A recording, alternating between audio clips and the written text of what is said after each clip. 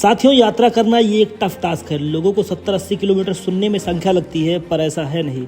इसमें जो एफर्ट लगता है और ऊपर से जो चैलेंजेस आते हैं वो अलग। अभी हमारी दूसरी साइकिल पंक्चर हो गई है और उसको ठीक कराने में जो पैसा और टाइम जाएगा ये खल जाता है इस कड़की में।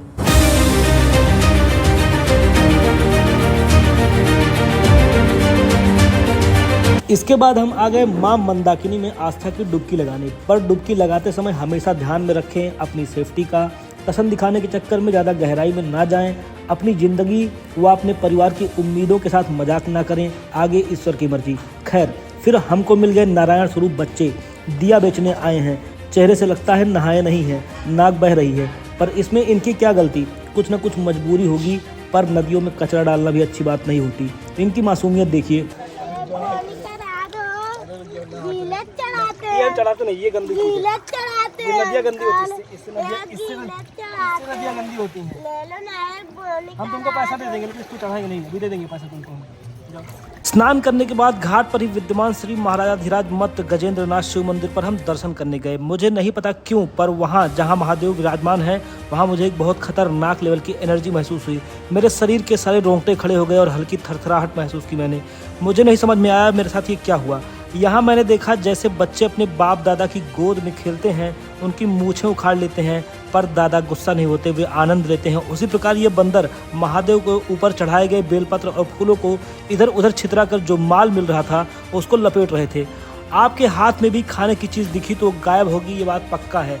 खैर, यहाँ से हम निकल लिए गुप्त गोदावरी व वहाँ की गुफाएं देखने। वीडियो में आगे बढ़ने से पहले बता दूं, चित्रकूट दर्शन का पहला वीडियो जिसमें मैंने कामतगिरी परिक्रमा की व रात को रामघाट पर बोटिंग की, उस वीडियो को जाकर जरूर देखें। इससे आपको एक आइडिया मिल जाएगा चित्रकूट को घूमने का और आपका समय ज़ाया नहीं होगा, मैं आपको वचन देता हूँ। साथियों, मुझे नहीं पता ऐसा क्यों, पर रास्ते में मिलने वाले बालकों को मेरी साइकिल बड़ी आकर्षक लगती है। सबको तो नहीं चलवा सकते, पर इनकी मासूम शक्ल देखकर मैंने पूछा चलाओगे, तो बोले हाँ। मैंने उनको अपनी साइकिल दे दी। 1-8 किलोमीटर मैंने इनकी साइकिल चलाई। मैं इस यात्रा में बड़े बड़े संदेश नहीं देना चाहता, जैसे save water save plant type. वो भी आने वाले वीडियोज में बताऊंगा कि ऐसा क्यों है। मैं बस इस यात्रा के दौरान लोगों से, बच्चों से, परिवारों से, जानवरों से जुड़ना चाहता हूं, क्योंकि मुझे ऐसा करना अच्छा लगता है। मुझे खुशी मिलती है और खुश रहने के लिए ही पूरी दुनिया परेशान है। तो साथियों, इस सक्रिय चट्टानों के बीच जिस स्थान पर हम आ गए हैं यह गुप्त गोदावरी की गुफाएं। यह प्रकृति द्वारा बनाई गई सर्वोत्तम कृतियों में से एक कही जा सकती हैं। इस पर्वत के अंदर एक ऐसी जलधारा फूटती है जिसका उद्गम भी यही पहाड़ी है और यहीं पर वह जलधारा गायब भी हो जाती है और इसीलिए इसे गुप्त गोदावरी कहा जाता है। कहते हैं प्रभु श्री रामचंद्र जी और माता सीता ने यहाँ कुछ समय विश्राम किया था और एक बार इन गुफाओं में दरबार भी लगाया था। एक कहानी है खटखटा चोर की, जिसने माता सीता के वस्त्र चुराने की कोशिश की थी, जिसे लक्ष्मण जी ने उल्टा टांग दिया था। वो खटखटा चोर चट्टान के रूप में आज भी लटका हुआ दिखता है। यहाँ 2 गुफाएं हैं। एक बड़ी गुफा है जिसमें 3-4 जगह श्रद्धालु दान दक्षिणा करते हैं और सबसे किनारे गुप्त गोदावरी की बिल्कुल हल्की सी धार निकलती हुई मिलेगी। यह गुफा और यहाँ की बनावट देखकर आपको ईश्वरीय सत्ता पर विश्वास हो जाएगा कि कोई तो ताकत है जो इस नेचर को ड्राइव कर रही है। दूसरी गुफा में जाने से पहले लंगूरों को मैंने प्रसाद खिलाया और आ गए दूसरी गुफा में।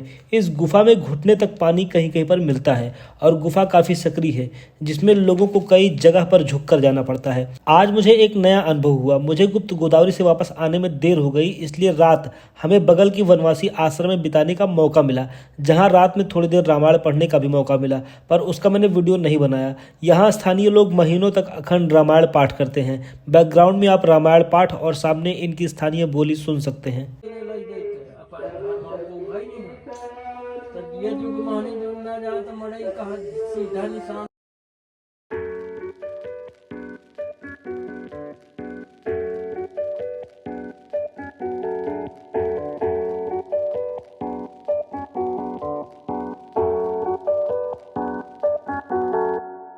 अपने घाट का पानी छूने के शौक के चलते आज मैं आ गया हूँ गुप्त गोदावरी जी का दर्शन करने और उनका पानी स्पर्श करने। और मेरे पीछे बिल्कुल आप देख रहे हैं गुप्त गोदावरी की गुफाएं। साथियों, जैसे अपनी तरफ कभी कभी परिवार घर से बाहर खाना बनाकर जिसे कराही देना बोलते हैं स्थानीय देवता को चढ़ाते हैं, वैसे ये लोग पहाड़ पर मीठी पूड़ी बनाने जा रहे हैं। उसी पहाड़ पर जहां से मैं अभी भी घूम कर वापस आ रहा हूं, पर मैं फ़ोन लेकर नहीं गया था इसलिए वीडियो नहीं बना पाया। और मुझे लगता है कहीं कहीं फ़ोन लेकर जाना भी नहीं चाहिए।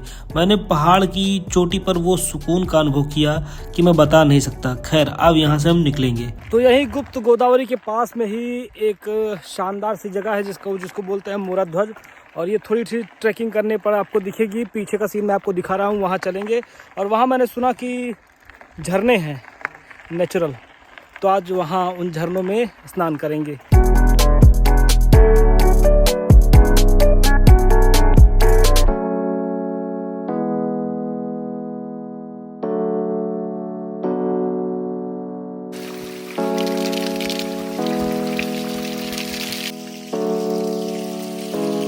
तो प्राकृतिक झरने में स्नान करते करते एक ट्रेजेडी हुई, जिसकी वजह से मैं वहाँ पर वीडियोस नहीं बना सका। असल में हुआ क्या, वहाँ पर 2-4 लोगों ने आकर आसपास धूम्रपान किया, जिससे वहाँ पर मधुमक्खियाँ भिनक गई और उनको दौड़ाई। साथ में हम भी वहीं पर स्नान कर रहे थे, तो हमारे लिए भी खतरा मंडरा रहा था। लेकिन ईश्वर की कृपा है कि हमें कुछ नहीं हुआ और मधुमक्खियाँ वापस चली गई। और मैं नीचे चला आया अपना कपड़ा बदल करके, फिर से यहाँ पर आकर के इस जगह को आपको दिखा रहा हूँ। गुप्त गोदावरी से 2 से 3 किलोमीटर पहले आपको ये जगह देखने को मिलेगी, जिसका नाम है मोरा ध्वज आश्रम। पीस महसूस करना चाहें, शांति महसूस करना चाहें, तो मैं आपसे अपील करूँगा आप इस जगह पर ज़रूर आएँ। ये पूरा प्रकृति और जंगलों की गोद में बसी जगह है, जहाँ पर ऊपर महंत जी रहते हैं। और यहाँ पर प्राचीन मूर्तियाँ, कब की मूर्तियाँ हैं कुछ नहीं पता। और इस झरने का रहस्य ये है, ऐसे बहुत सारे झरने हैं भारत में जो कहाँ से निकलते हैं आप कभी एग्जैक्टली तय नहीं कर पाएंगे। और वो पानी उस कुंड में गिरने के बाद ना वो कुंड भर रहा है, ना आसपास से कहीं पर कोई लीकेज है, ना मिट्टी कट रही है, वहीं पर वो पानी गायब हो जा रहा है। और साल के 12 महीने आपको वो शुद्ध जल वहीं से बहता हुआ दिखेगा। वो किसी भी मिनरल वाटर से या सामान्य पानी से बहुत ज़्यादा अच्छा, बहुत शुद्ध है। उसको मैंने पिया भी। यहाँ से निकलकर हम आ गए सती अनुसुईया के आश्रम पर, जो प्रकृति की गोद में बसा बेहद दिव्य स्थल है। कुछ फैक्ट्स जान लीजिए। यही स्थान मंदाकिनी नदी का उद्गम स्थल है और लोग कहते हैं मंदाकिनी नदी सती अनुसुईया अपने तपोबल से यहाँ लेकर आई थी। मंदाकिनी नदी की कुल लंबाई 60 किलोमीटर है, जो यहाँ से निकलकर राजापुर गाँव, जो तुलसीदास जी का जन्मस्थान है, वहाँ पर जाकर जमुना जी से विलीन हो जाती है। हिंदू धर्म के किसी भी धार्मिक स्थल पर आप बंदरों का झुंड, कुत्ते, गाय देखने को पा जाएंगे।